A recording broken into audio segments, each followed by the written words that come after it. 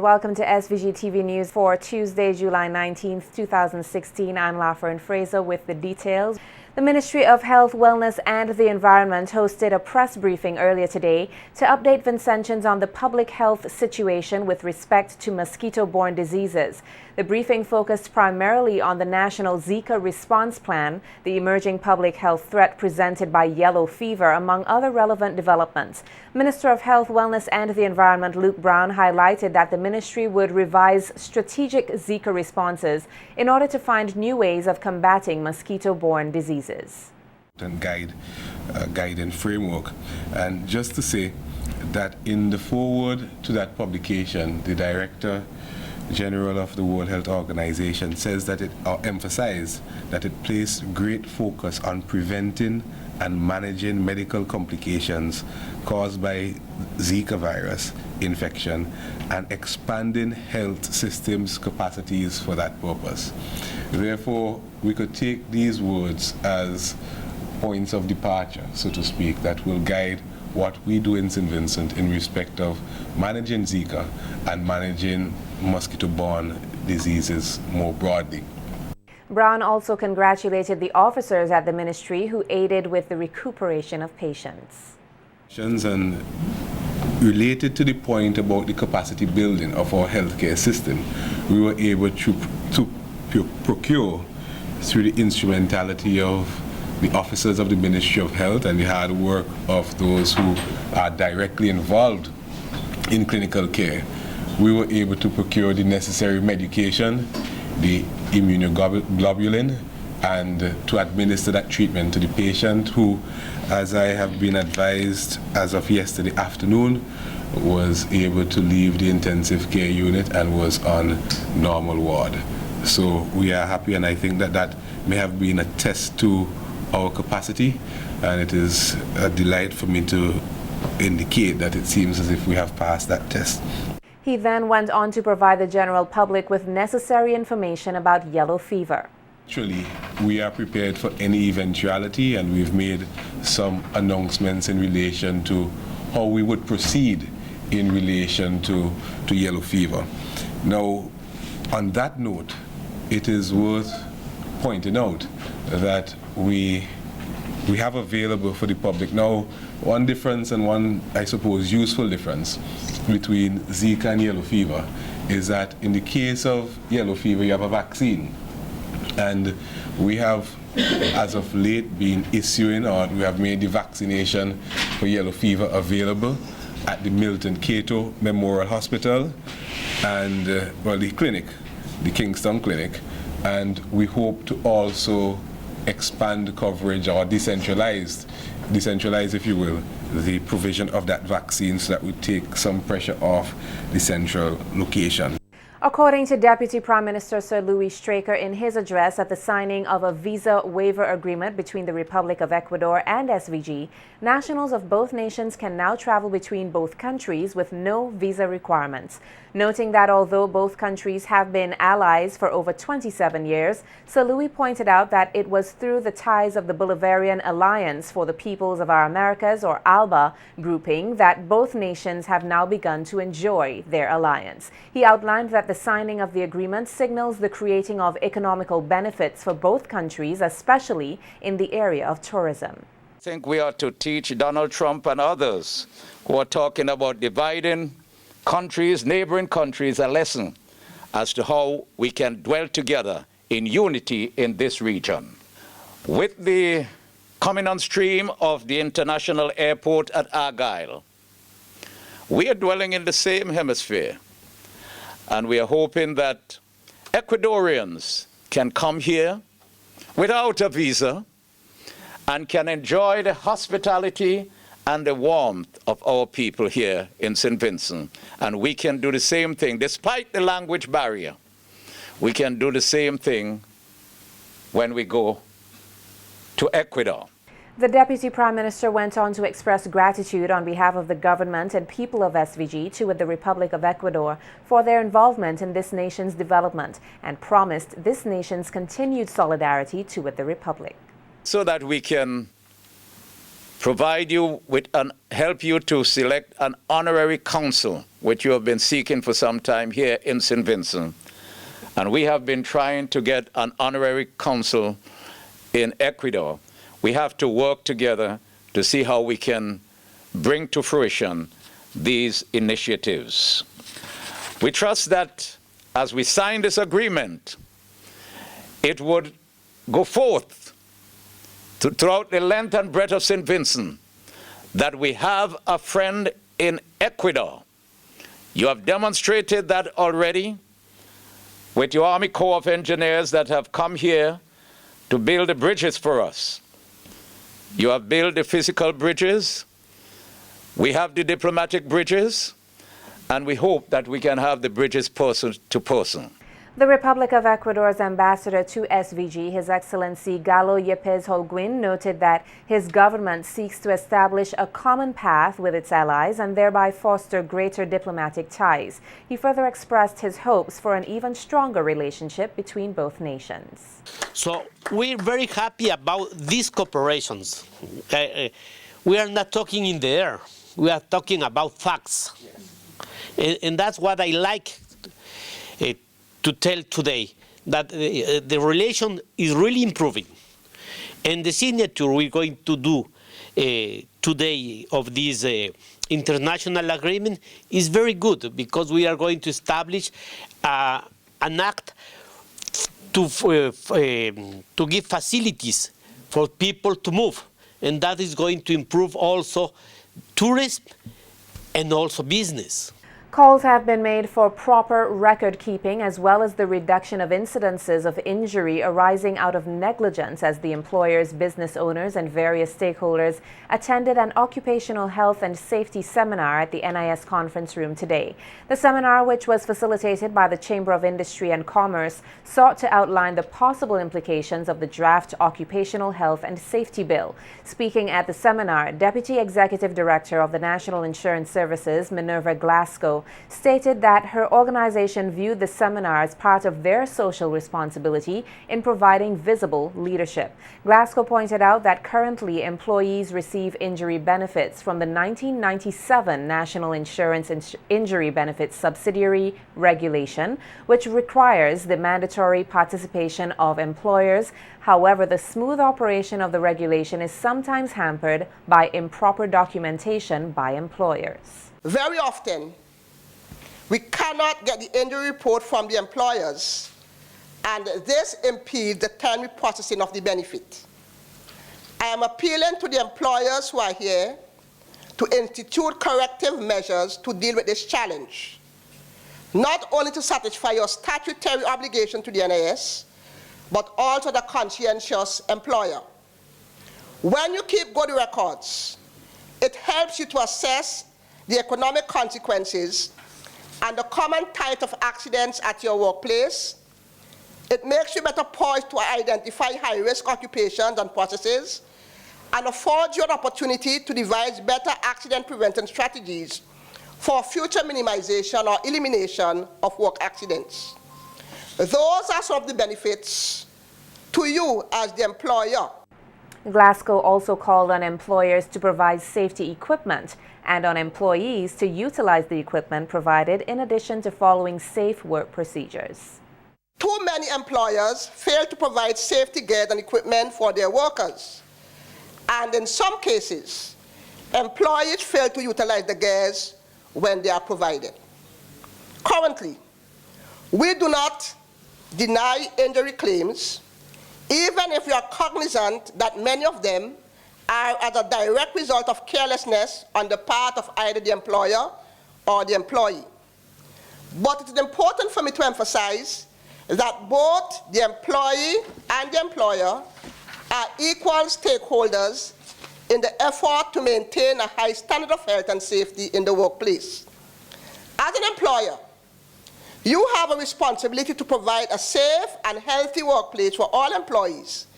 And as an employee, you have a responsibility to use the personal protection and safety equipment as required by the employer and to follow safe work procedures. Also speaking at the seminar was Labor Commissioner Narissa Gittins-McMillan, who noted that this seminar was necessary so institutions could be aware of the underlying implications of the bill. Thing that we are doing at the department is as much as possible to try to sensitize individuals, the community, sectors, because this is going to impact on everybody. Whether you own a business or not, somewhere along the line, the legislation, when implemented, is going to impact your life. In conclusion, however, all is not lost. While OSH will be an expensive venture in the beginning, there are also opportunities to go along with the challenges for the realization of productivity and competitiveness.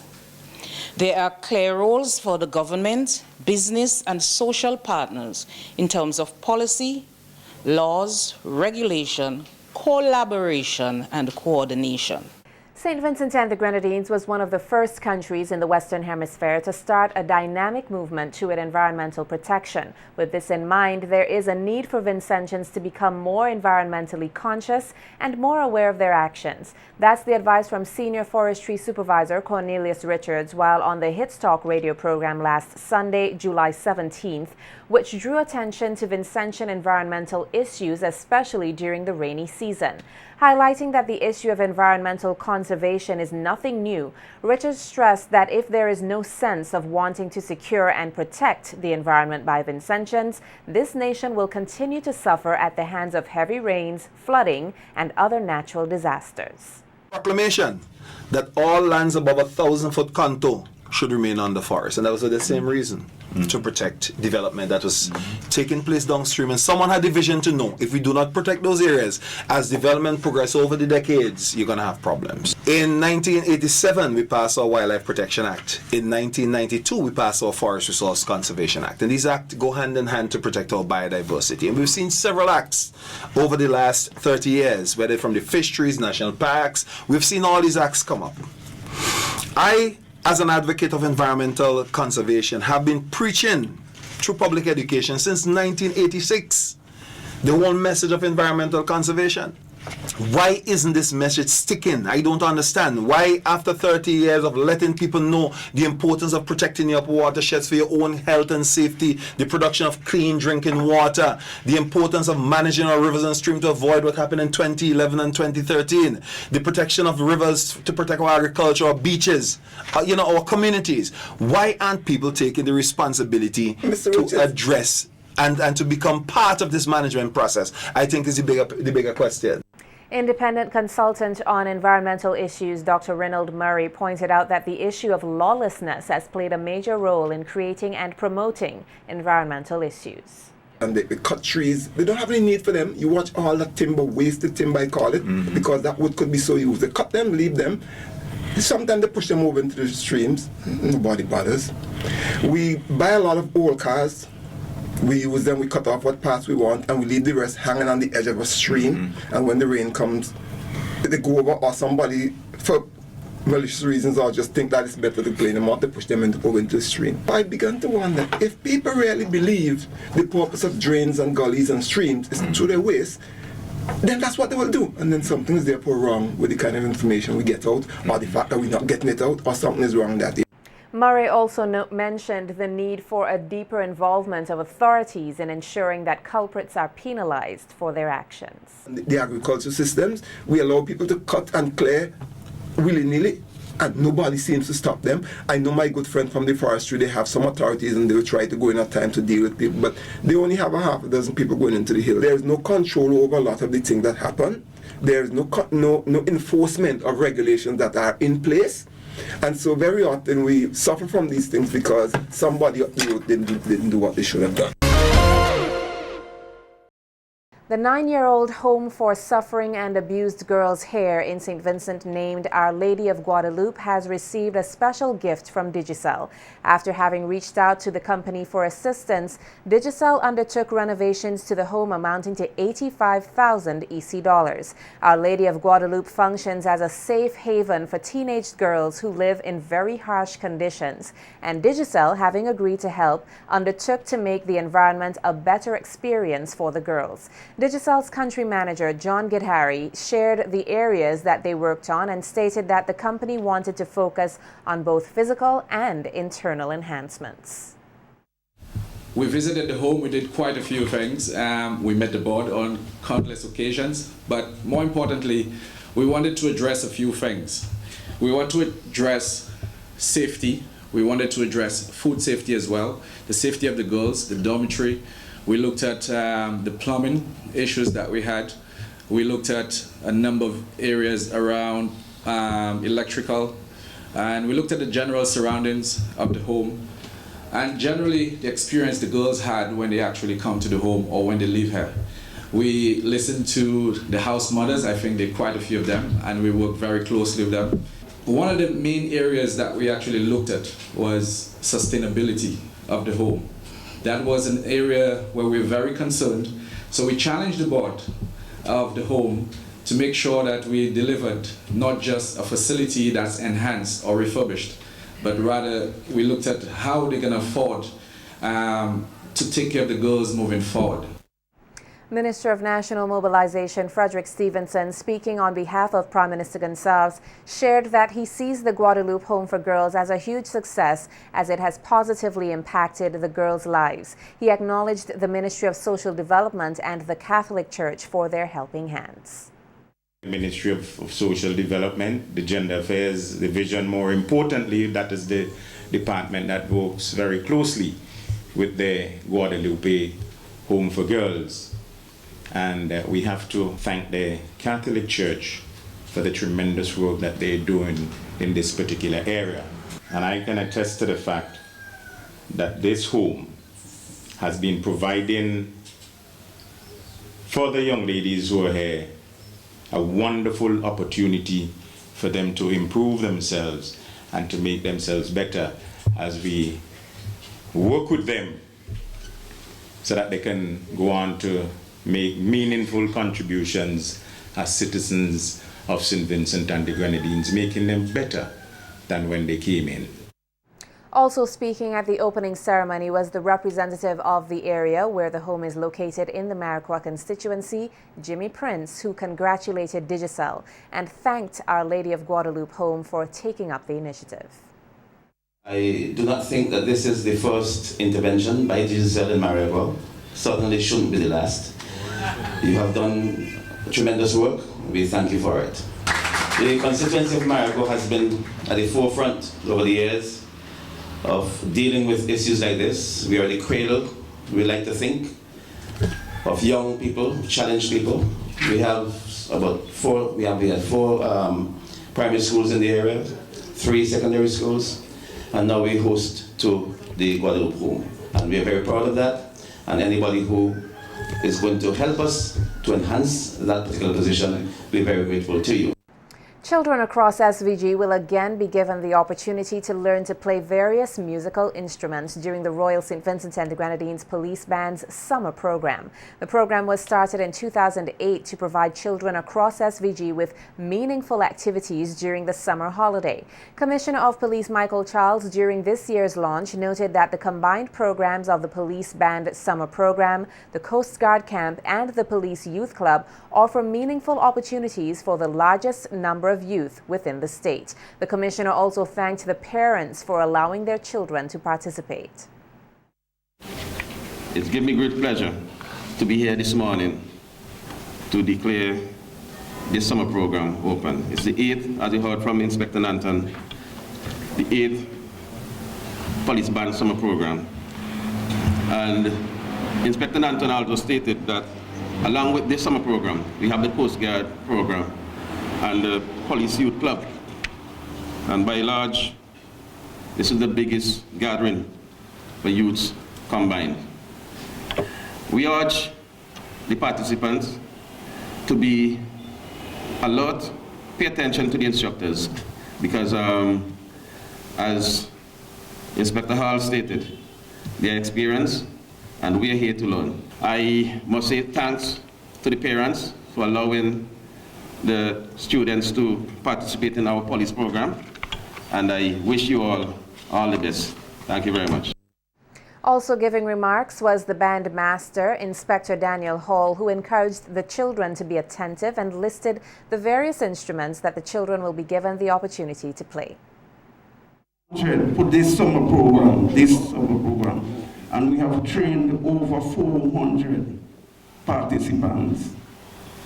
The program is in dire need, as many could not be registered for the program because we was filled. And we had over 50 other calls, people who are interested in joining the program. This program will last for 5 weeks, where participants will participate in learning to play the clarinet, saxophone, tenor sax, alto sax, side drum, trombone, flute, drum set, French horn, recorder, steel pan, and keyboard. And they will be tutored free of cost. Delegates of credit unions and general cooperatives elected a new board to direct the operations of the St. Vincent and the Grenadines Cooperative League at the organization's recently concluded 36th annual general meeting. In a press release from the organization, the officers constituting the new board are Dwight Lewis, President, Harold Lewis, Vice President, Colin May, Treasurer, Susan Clark, Secretary, Colin John, Director, Gwendolyn Bergen, Director, and Gerald Jackson, Director. A main priority of the new board of directors would be to finalize preparations for hosting the 14th OECS Credit Union Summit. Over 300 representatives from the OECS will participate in this premier credit union educational and networking event, which is expected to take place from September 14th to 18th this year at the Bucament Bay Resort. The 14th OECS Credit Union Summit will look to the necessary changes for the ongoing collaboration, strengthening, and modernization of credit unions. St. Vincent and the Grenadines has the greatest credit union membership penetration rate in the world. Highlighting their global alignment with the 17 United Nations Development Goals, National Vice President of Junior Chambers International, or JCI West Indies, Kwesi Devine, pointed out that his organization is focused on achieving change all across the globe. Speaking in a recent interview with SVG-TV News, Devine outlined that JCI International aims to be the driving focus of togetherness and world development. He added that the organization also hopes to achieve universal peace. Noting that JCI continues its involvement in evoking change and youth development, President of JCI St. Vincent, Shavern John, pointed out that the involvement of the government and corporate partners is significant. In silos in this day and age, we have to act with partners, and government is one of those partners that we are targeting, civic society and also the business houses. Young people create positive change, and it is something that any government should embrace in the society, and we are urging our partners, those who have constantly supported us, to continue that support, and we thank you very much for that support during the 57 years and beyond. Joel Hutchinson and Junior Fredericks, both from Chateaubelair, have been accused of theft and causing actual bodily harm on Glenroy Delpech of the same address. When both defendants appeared at the Kingstown Magistrates Court earlier today, they maintained their innocence. Court prosecutor Elgin Richard had no objection to bail, which was allowed in the sum of $2,000 each with one surety. The matter was adjourned and transferred to the Chateaubelair Magistrate Court on September 22nd this year for trial. And in more court news, a fine of $550 was on Monday, July 18th, imposed on Shemron Stowe from Beckway to be paid forthwith, or he will face a 4-month jail term for wounding his common-law wife, Laurel Joseph, in the face of the same address. Stowe is accused of inflicting a blow to the face of Joseph during a domestic dispute.